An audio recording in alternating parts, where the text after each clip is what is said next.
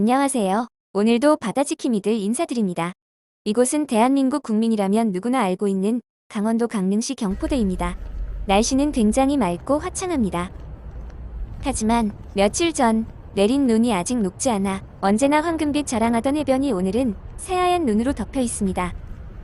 이렇게 눈 덮인 겨울 바다를 보는 것만으로도 지난주 쌓여있던 모든 스트레스가 확 날아가는데요. 바쁘고 정신없는 일상생활에서 아주 잠시 나만의 시간을 만들어 이렇게 아름다운 겨울 바다를 보시고 잠깐만 쉬어가시는 것은 어떨까요? 그래서 오늘 영상 마지막에 약 10분간의 경포대 해변의 겨울 바다와 파도 소리 영상을 쿠키 영상으로 넣었습니다. 보시고 들으시면서 잠깐의 휴식을 취하시기 바라겠습니다. 그럼 시작하겠습니다. 지난 해변의 발자취편에 말씀드렸던 것처럼 결국 우려했던 일이 발생하게 되었습니다. 많은 눈이 내려 해변을 모두 하얀 눈이 덮어버려 쓰레기들이 보이지가 않습니다.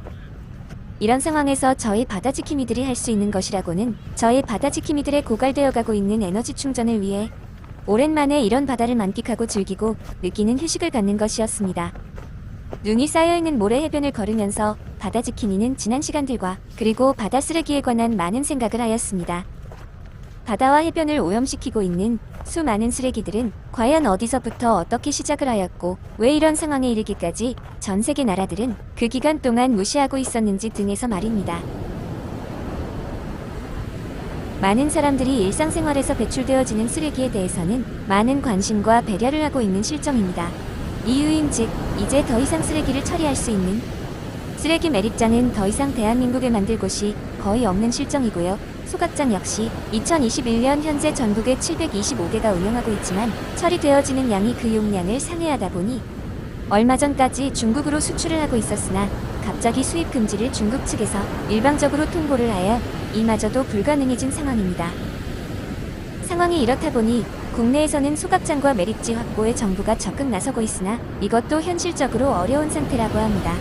이런 시설은 혐오 기피 시설이기 때문에 이런 시설이 집 주위에 생긴다면 생활 환경에 커다란 피해를 입는다는 명분 아래 민원을 끊임없이 넣어 지역 문제로 대두될 수 있다고 합니다. 하지만 이것은 자연환경 보호라는 이름 아래 행하여지는 엄연한 핑계에 불과합니다. 그 지역 주민들은 집값 하락으로 인한 피해를 보기 때문에 재산 손실을 우려해 민원을 넣고 반대를 한다고 하네요. 한국환경공단이 운영하는 소각장 및 시설의 굴독자 동측정기기 자료에 의하면 소각 시 배출되어지는 대기오염물질들은 실시간으로 감시되어지고 있고 배출 허용 기준치 이하로 통제되어지고 있습니다. 실태가 이러하다 보니 정부는 현재 많은 대처 방안을 찾고 있는데요. 그 대표적인 예가 몽골과의 친환경 소각장 및 매립장 건설에 관한 MOU를 진행하고 있다고 합니다. 넓은 대지 면적을 가지고 있으면서도 인구수가 적은 나라 중 하나인데 이곳 몽골의 친환경 매립지와 소각장을 건설하여 우리가 분리수거하여 배출한 쓰레기 처리를 하고 우리는 그곳에 각종 사회 기반 시설들과 인프라를 구축해 주어 서로의 문제점을 해결하고자 하는 방안을 협의하기로 한 것입니다. 또 다른 방안은 인천 앞 바다에 쓰레기를 매립할 수 있는 인공 매립섬을 만들어 운영하는 것입니다. 서울 및 경기도 일대에서 배출되어지는 쓰레기들을 경인 아라뱃길을 통해 선박으로 쓰레기를 운송하는 시스템을 운영하는 것인데요. 이는 일반 수거 차량을 이용하는 것보다 이산화탄소 배출량이 현저히 줄어 대기 환경에도 많은 도움이 된다고 합니다. 추후 이곳을 난지도 하늘공원과 같은 친환경 생태공원으로도 활용할 수도 있기 때문에 이 방안이 가장 좋은 선택이 될 수도 있다고 합니다. 그 외에도 다양한 방안을 검토 중에 있다고 합니다. 그러나 우리는 이런 상황이 왜 발생하게 되었는지 그 원인부터 찾아볼 필요가 있다고 생각했습니다. 우리가 사용하고 버리는 쓰레기들이 너무 많기 때문인 것은 아닐까요? 너무 많은 일회용품들과 무분별하게 버려지는 재활용 쓰레기들, 그리고 불법으로 마구 버려지는 산업 폐기물 등 우리가 조금만 관심을 두고 신경 쓰고 배려하면 해결될 문제는 아니었을까요? 지금 많은 사람들이 플라스틱 제로라고 불리우는 환경운동에 동참을 하여 우리가 사용하는 플라스틱을 줄여나가자는 운동을 하고 있습니다. 플라스틱 사용을 줄여야 버려지는 쓰레기 양도 줄어들고 그것을 처리하는 방안도 쉬워지고 대기 환경도 깨끗해지고 바다로 유입되는 쓰레기도 줄어들어 해양 오염도 함께 줄어들게 되어 깨끗하고 맑고 푸른 바다를 지킬 수 있다고 합니다. 더불어 해양 생물들에게도 살아있는 터전이 마련되는 길이고요. 그런데 바다지킴이는 여기서 큰 난제에 빠지게 되었습니다. 과연 우리는 플라스틱 사용을 줄일 수가 있으며 이것이 가능한 것일까? 라고 말입니다. 지금 여러분들의 주변을 돌아보시면 플라스틱이 아닌 제품이 몇 개나 있으신가요? 아마도 플라스틱 제품이 포함되어지지 않은 것을 찾기가 더 힘드시진 않으신가요? 이렇듯 우리 일상생활에 깊이 파고든 플라스틱 제품들을 배제하고 생활한다는 것은 거의 불가능하다는 것을 여러분들도 아실 겁니다.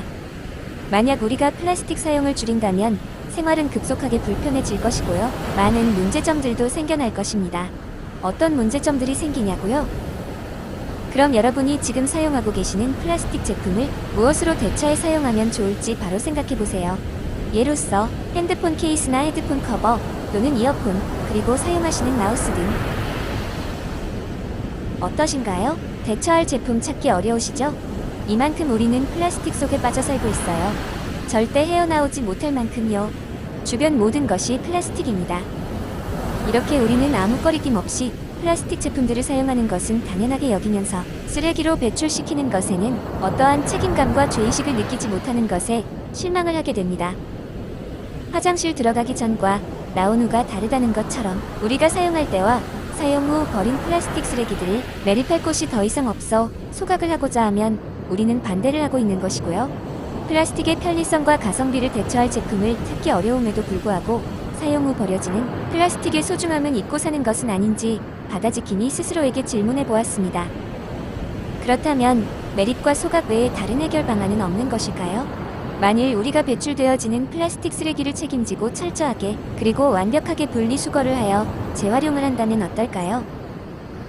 페트병과 유리병의 경우 그 안에 내용물이나 이물질이 들어있지 않게 깨끗하게 물로 헹구고 라벨을 제거한 후 분리수거를 하고, 재활용이 불가한 플라스틱 쓰레기들은 일반 소각용 쓰레기 봉투에 담아 배출하여야만 합니다. 캔 종류도 마찬가지로 물로 한번 헹구어 내고 압축시켜버리면 됩니다.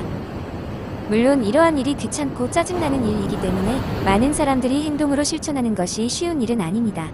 하지만 한 사람 한 사람이 실천을 시작해서 재활용되어지는 또는 업사이클링이 되어지는 플라스틱 쓰레기 양이 많아진다면 그만큼 매립되거나 소각하는 쓰레기 양이 줄어들게 되어 자연히 대기환경도 깨끗해지고, 아울러 바다로 유입되어지는 양도 적어지게 되어 청정한 해안을 만들게 되지 않을까요?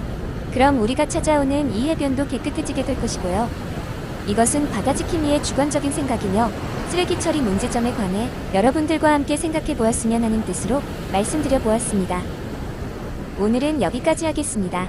큰 힘에는 큰 책임이 따른다는 영화의 한 대사 구절처럼 우리가 유용하게 사용한 플라스틱 제품들은 끝까지 책임감을 갖고 분리수거를 하였으면 좋겠습니다. 다음 주 다른 해변에서 여러분들을 찾아뵙겠습니다. 나가시기 전 구독과 좋아요, 그리고 알람 설정이라는 영양제 처방전 부탁드립니다. 복용 후 힘내서 열심히 해변 청소하겠습니다. 끝까지 시청해주셔서 감사합니다. 바다지킴이들이었습니다.